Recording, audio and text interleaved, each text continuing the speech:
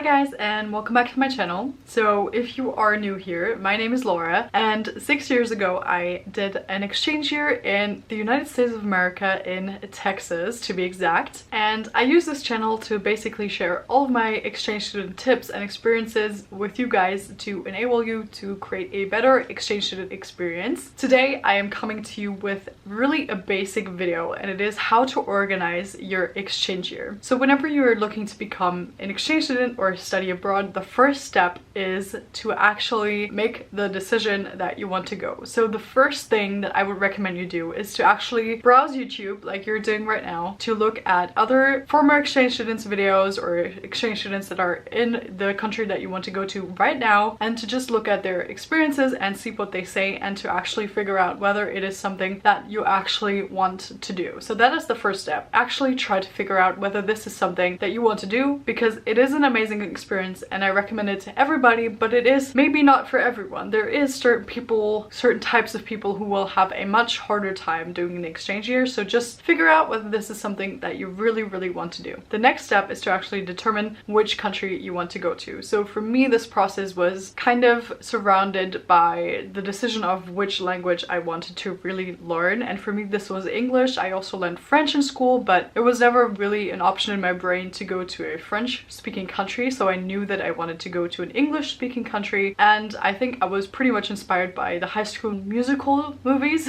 but I really wanted to go to an American high school. So if you want to go to an English speaking country, you know, you can go to the United States of America, you can go to Canada, you can go to England, you can go to Australia, New Zealand, South Africa has some programs, and I'm sure there are even more than that. So definitely check out which language you want to learn and also your country options, and just see which one of those seems most exciting to you and make a final decision on the country that you want to go to. The next step that you should do is to then go onto exchange organizations' websites and order free catalogs. Usually all of these catalogs will be free, and you will get sent home a whole brochure telling you all of the most important facts about their exchange student programs. I would just order maybe 5 to 10 of the organizations that seem most appealing to you, and you can just check out the program duration, the costs, and all the details on how this will work. And from then I would narrow it down to maybe your 3 favorite organizations, maybe do a more in-depth comparison of these organizations, and then choose your favorite organization. By the way, if you guys are interested in this, I could also maybe make a video on my organization, or maybe organizations that seemed really good to me, and kind of review them. If you would like to see this video, please leave it down in the comments below. I would be happy to make that video for you, but definitely choose your organization. Once you've kind of, you know, gotten some information together and you are sure that you want to do it and in which country you want to do it, this is the time that you should really start talking to your parents. You can also put this step as the first step, but this is the way I did it. I really wanted to make sure that I really wanted this, and that I kind of had an idea of